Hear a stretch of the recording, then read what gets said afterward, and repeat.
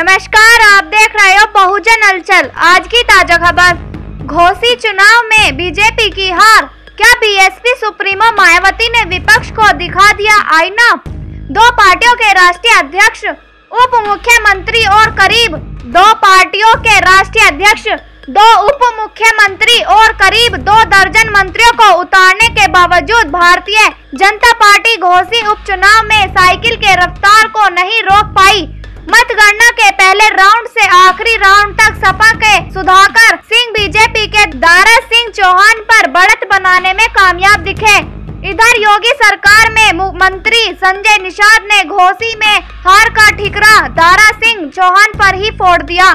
चुनाव आयोग के मुताबिक सपा उम्मीदवार सुधाकर सिंह ने अपने निकटतम प्रतिद्वंदी और बीजेपी उम्मीदवार दारा सिंह चौहान को 42,759 मतों से हराया है। सुधाकर सिंह को अब तक 1,24,427 वोट, जबकि दारा सिंह चौहान को 81,668 वोट मिले हैं।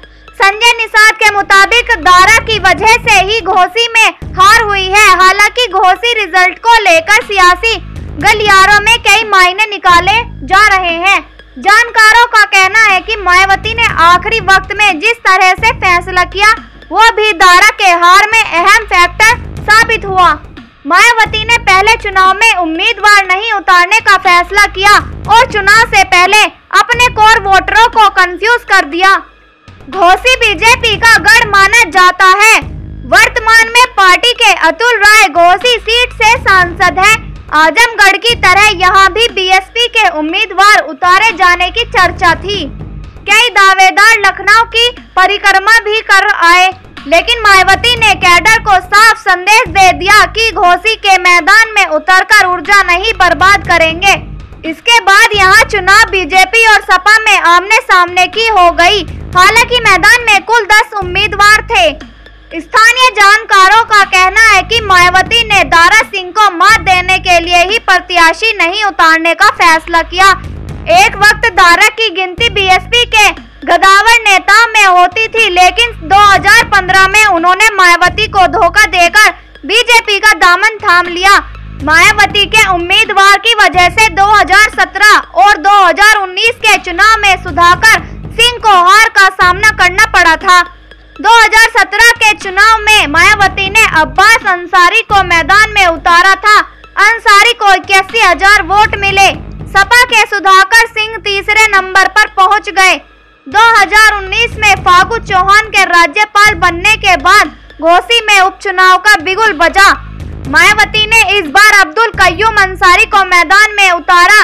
सपा से सुधाकर सिंह तो बीजेपी से विजय राजभर मैदान में थे। यह उपचुनाव सुधाकर सिंह 2,000 वोट से हार गए। बीएसपी कैंडिडेट को करीब 51,000 वोट मिले।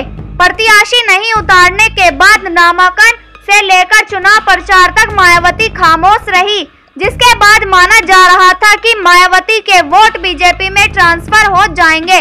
2022 के विधानसभा चुनाव में कई सीटों पर ऐसा हो भी चुका है। बता दें कि घोसी विधानसभा सीट पर करीब 1,20,000 दलित वोटर्स हैं। 2022 के चुनाव में मायावती के उम्मीदवार को 55,000 वोट मिले थे। बीजेपी ने इन वोटरों को साधने के लिए एक साथ कई मोर्चे पर रणनीति तैयार की। पार्टी के दिग्गज नेता दलित बस्तियों में डोर टू डोर अभियान में शामिल हुए। बीजेपी दलितों को वेलफेयर स्कीम के जरिए भी लुभाने की कोशिश की, लेकिन अंतिम वक्त में मायावती ने खेल ही पलट दिया। बीएसपी के प्रदेश अध्यक्ष विश्वनाथ पाल ने मायावती के हवाले से एक लाइन का संदेश जारी किया। इसमें कहा गया कि बीएसपी के वोटर्स बूथ पर वोट देने न जाएं। अगर जाते भी है तो नोटा बटन दबाकर आए। मायावती की अपील का असर भी हुआ और पिछले 6 साल के 4 चुनाव में पहली बार घोसी के मतदान प्रतिशत में कमी आई। इस बार सिर्फ 50.3% वोट ही पड़े। नोटा को करीब 1,000 वोट मिले। ब्यूरो रिपोर्ट, बहुजन हलचल।